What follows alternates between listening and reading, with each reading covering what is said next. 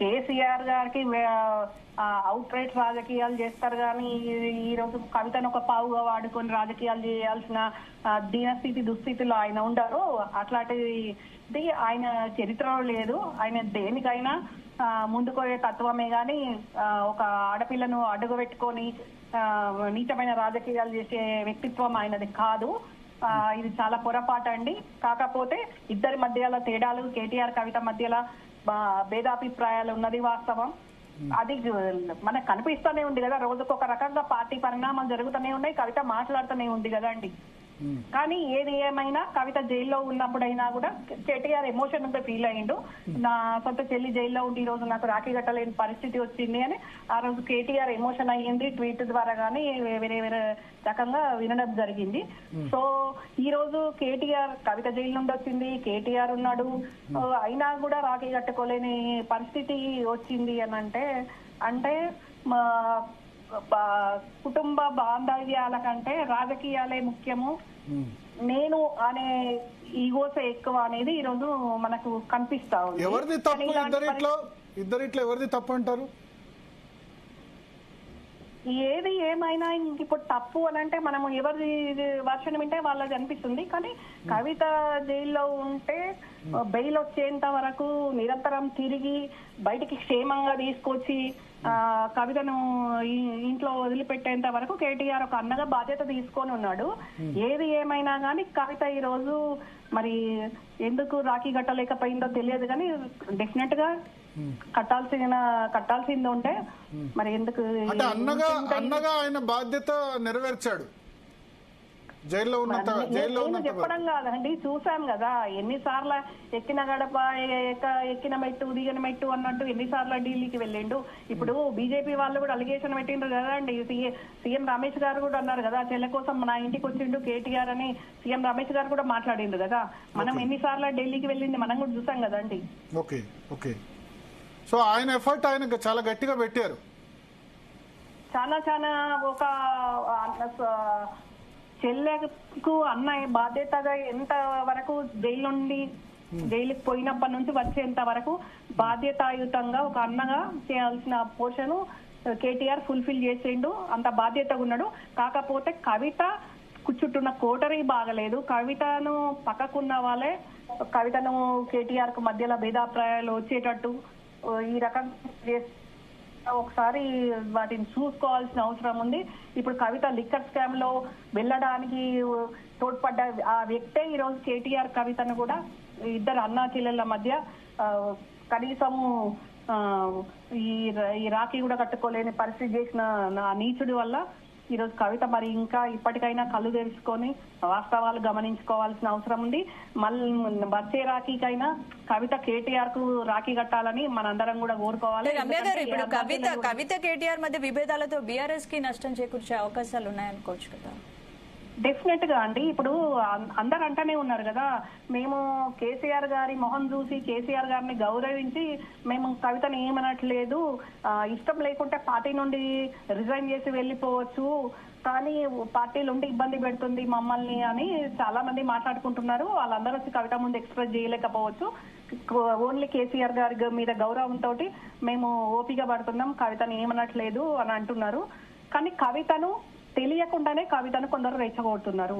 ఆ రెచ్చగొట్టిన దానికి కవిత ఎమోషనల్ అయిపోయి కవిత కూడా మాట్లాడాల్సి వస్తుంది. కానీ ఈ రకంగా కుటుంబ సంబంధాలను జరగొట్టున్న వాళ్ళు కానివ్వండి, పార్టీని డిస్టర్బ్ చేసి ఎవరైతే వ్యక్తి కవితను ప్రోత్సహిస్తున్నాడో వాడికి మాత్రం తగిన శాస్త్రి తొందరలో జరగబోతుంది.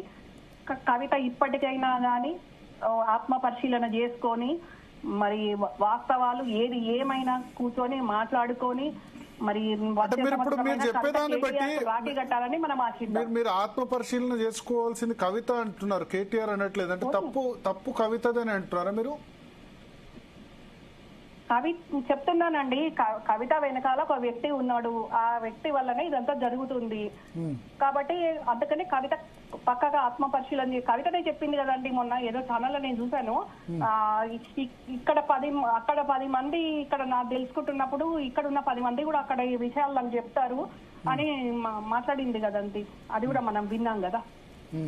ఓకే. సో ఇప్పుడు ఓవరాల్ గా సరే మీరు అన్నారు ఒక చాలా గట్టి ఎఫర్ట్ కేటీఆర్ పెట్టారు అని చెప్పారు.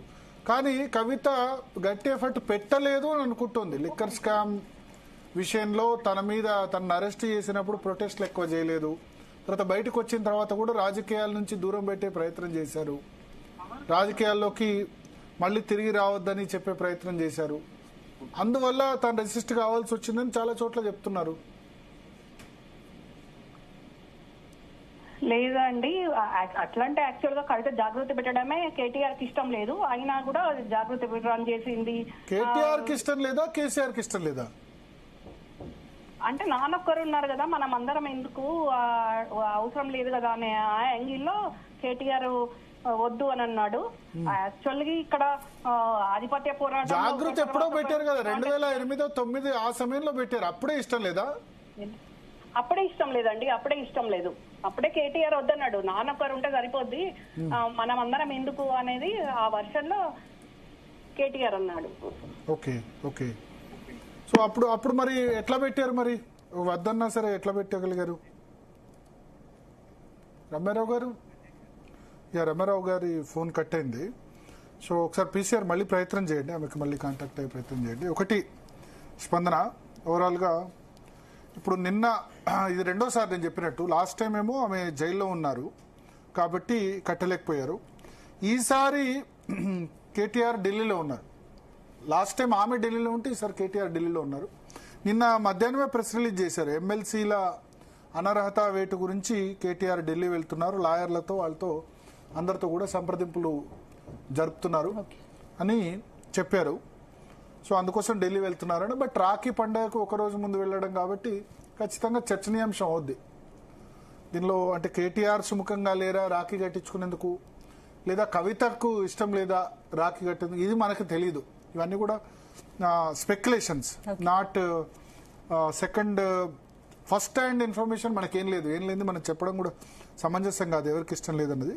బట్ కేసీఆర్ మాత్రం యథావిధిగా తన అక్కలు చెల్లెలతో కూడా రాఖీ కట్టించుకున్నారు. రమ్యారావు గారు జాయిన్ అయ్యారు. రమ్యారావు గారు, హలో.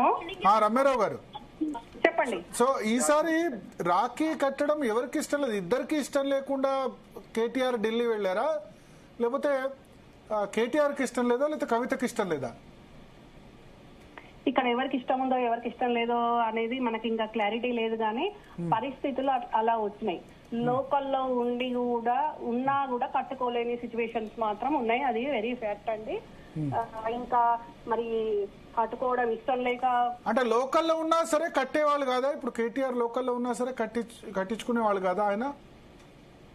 ఆయన కట్టించుకునే వాళ్ళు కాదని కాదు, కవిత కట్టకపోతుండే అనేది నాకు అనిపించింది అండి. కవిత కట్టకపోతుండే, ఓకే. కానీ ఎక్కడో నేను ఇంటర్వ్యూలో చూసాను, వాళ్ళిద్దరి మధ్యలో అలాంటి సిచ్యువేషన్ వచ్చేసింది అని ఓకే. అయితే వరంగల్ జాగృతి లీడర్స్ కొద్దిమంది స్టేటస్ పెట్టుకున్నారు, వాళ్ళకి కవిత రాఖీ కట్టింది. కవిత కార్యాలయం నుంచి ఎటువంటి ప్రెస్ రిలీజ్ రాలేదు. బట్ వరంగల్ సంబంధించిన కొద్దిమంది జాగృతి లీడర్స్ వాళ్ళ ఫోన్లో స్టేటస్ పెట్టుకుంటే చాలా మందికి పంపించారు. ఆ విజువల్స్ కూడా, ఆ ఫొటోస్ మన దగ్గర ఉన్నాయి, ప్లే చేయగలరు పీసీఆర్.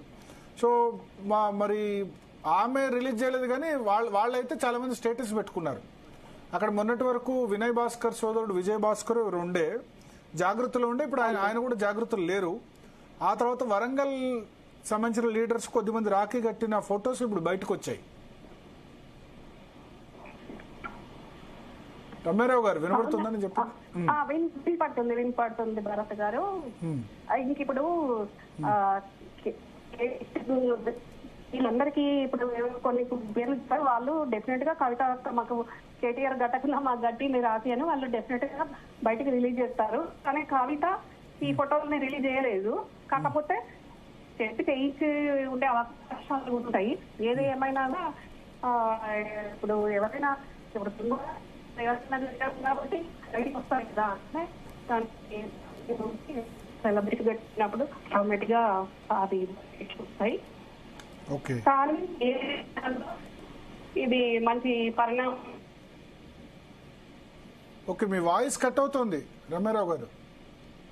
బహుశా మీరు జర్నీలో ఉన్నట్టున్నారు. ఎస్ స్పందన.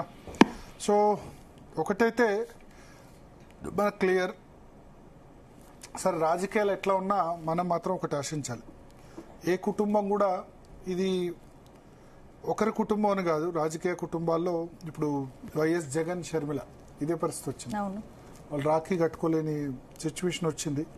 సరే మేబీ క్రిస్టియన్స్ అయినప్పుడు వాళ్ళకి సాంప్రదాయం ఖచ్చితంగా కట్టాలని ఉంటుందో ఉండదో, గతంలో కట్టారో లేదో అవన్నీ సంబంధం లేదు కానీ, బట్ హిందూ కుటుంబంలో రాఖీ కట్టడం అన్నది ఒక సంప్రదాయం.